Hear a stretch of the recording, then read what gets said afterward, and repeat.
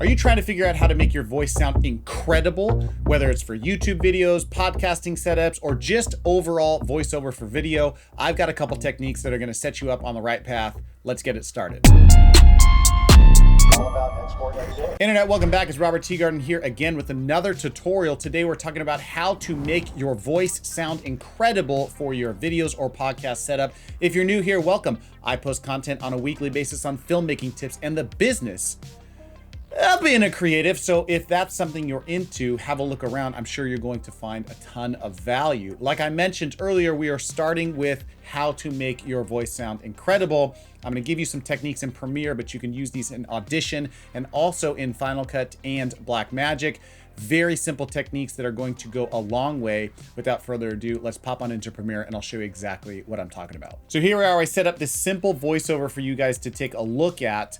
My first area of influence and things that I want to tell you about is that you need to have your recording level set at a particular dB, a particular gain level, so that you can have enough data to work with.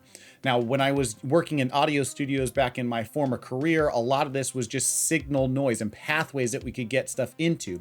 We want to make sure that we're working with the signal that's between -18 and -12 dB. That's going to give us a great enough signal that we can work with stuff, but still maintain a nice noise floor so that we're not picking up a whole bunch of extra crap at the bottom. Right here, as you can see on this outside, I'll move this over a little bit so you can see where the levels sit. Listen to this and watch what those meters look like and where most of the audio levels sit as I'm speaking.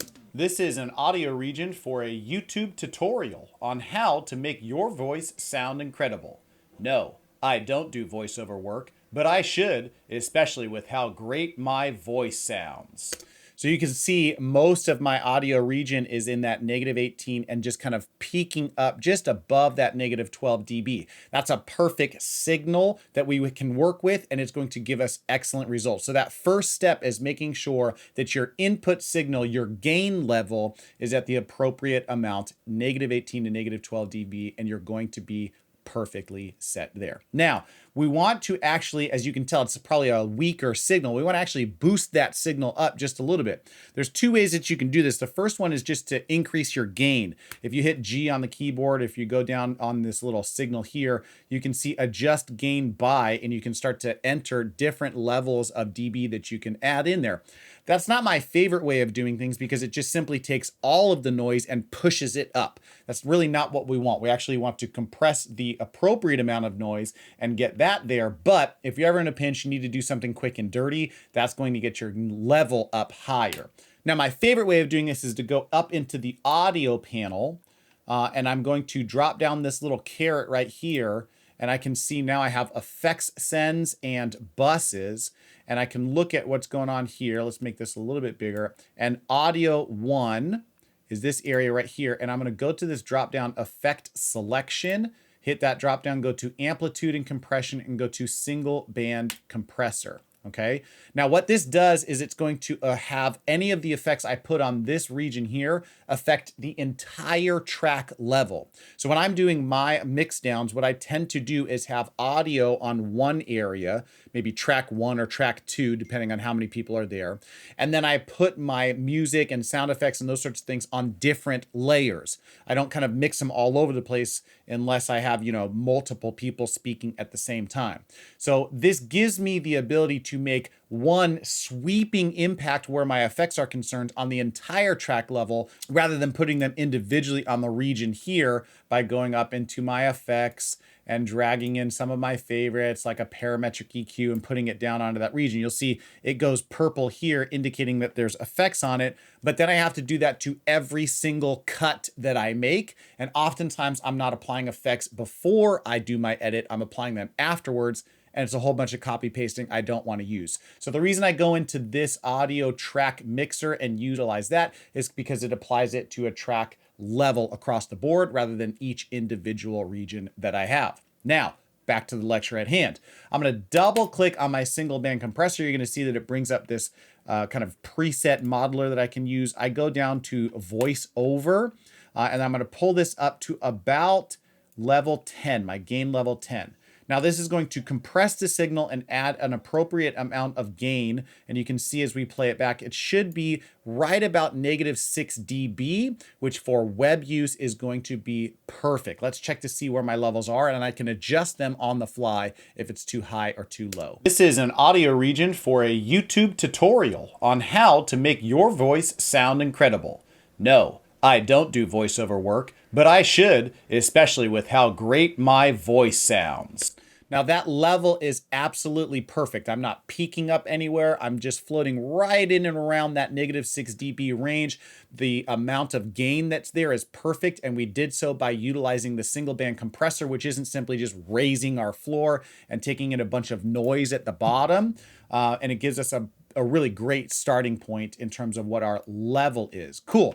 So now I'm going to go in and actually start to EQ this thing as well. Go back to my effect selection, hit the second region, go down to filter and EQ. And I like the parametric EQ.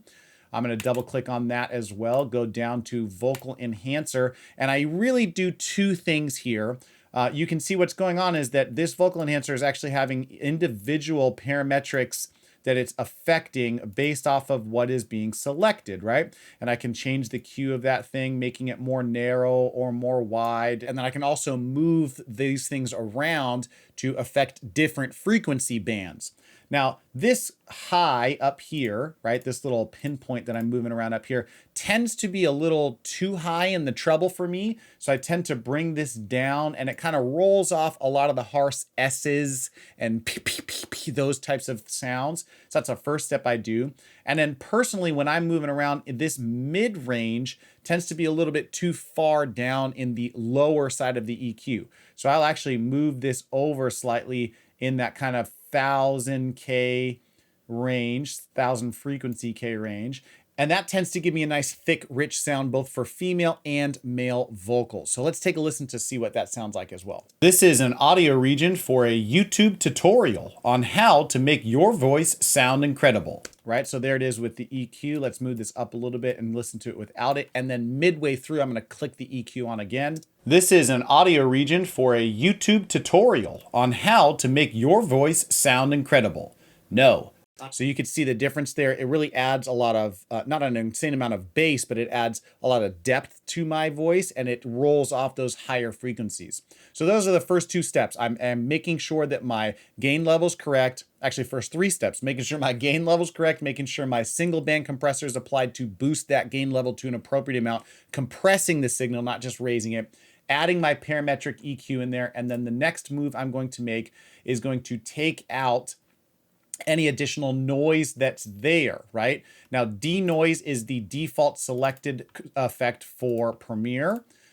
This is light noise reduction is what I'm going to do. And usually that's fine. I'm in a contained environment. The proximity effect of my microphone is about 6 to 8 inches from my mouth. I don't have a ton of noise going on in the background, so I should be good there. However, what I usually use, what I prefer to use is something from Splice called the Isotope set. The suite of things is the RX9 suite, and I go to vocal denoise. This thing to me is just a fantastic plugin to use. You can rent this plugin. This is not endorsed or sponsored by them. It's just a product that I use all of the time and really love. You can rent that plugin to own for around 15 to 20 bucks a month. If you do a lot of audio stuff, this is a fantastic suite for you to have, and it's very reasonable in price. I'm just going to go to the auto denoising for dialogue, apply that there, and shut this one down. And now you can hear, again, it's going to give a little more richness to it. All of these things are subtle, but as you start to stack these effects on top of each other, you go from just a very basic, generic way of hearing things to a much more rich, robust sound. Let's take a listen with the denoise applied. This is an audio region for a YouTube tutorial on how to make your voice sound incredible. No, I don't do voiceover work, but I should, especially with how great my voice sounds. So again, subtle, but very effective. And the last thing that I'm experiencing is kind of a harshness on the hus, hus, hus. So I want to apply a de-esser. So now I'm going to go in and apply another effect using that same Isotope suite, and the de-esser is what I'm going to use. Again, Premiere has their own version of a de-esser, and it's fantastic. I just prefer this Splice Suite. Going to go in here and just have a podcast interview DS is one that I use all the time.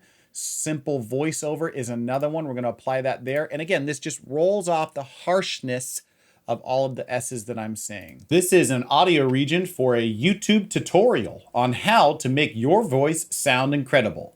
No, I don't do voiceover work, but I should, especially with how great my voice sounds. So there you have it, ladies and germs. That is my technique on how to get incredible sounding audio. But the secret to my success is really in this incredible Fifine T669 microphone that I've got sitting in front of me. If you want to dig back in the archives and take a look at why I love this thing so much, I think you will be convinced as well. With that in mind, ladies and germs, that's another video in the can. If you haven't already, like the video. If you like the damn video, hit subscribe and ring the bell for posting notifications so you can keep up on what's going on in the Teegarden universe. With that in mind, I will see you guys next week with another video. Peace.